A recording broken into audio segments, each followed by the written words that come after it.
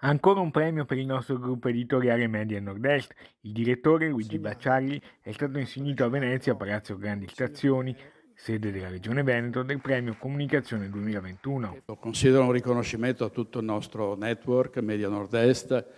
Sono 4 reti private, come lei ricordava, 3 in Veneto e una in Friuli Venezia Giulia, e quindi facciamo un'informazione capillare. Siamo andati avanti, questo ci tengo a dirlo, senza nessuna tregua dall'inizio della pandemia ad oggi, quindi abbiamo fatto con i miei colleghi giornalisti, tutti i tecnici e tutti coloro che lavorano nel gruppo un lavoro, credo, straordinario di cui siamo orgogliosi. Baccialli ha ricordato anche l'impegno del network per promuovere la voglia di autonomia del Veneto. Ho davanti a me proprio questa, la bandiera millenaria della Repubblica Serenissima, con la scritta subito autonomia, anzi autonomia subito.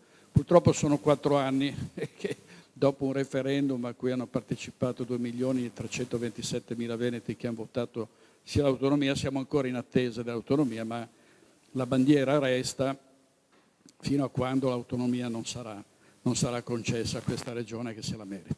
Tra i premiati di questa edizione ospite d'onore il cardinale Gerhard Müller, arcivescovo e teologo tedesco, prefetto emerito della Congregazione per la dottrina della fede in Vaticano, che ha ricevuto il Leone d'Oro per la pace, mentre il veneziano Nicola Falconi ha avuto la prestigiosa targa con il Leone di San Marco.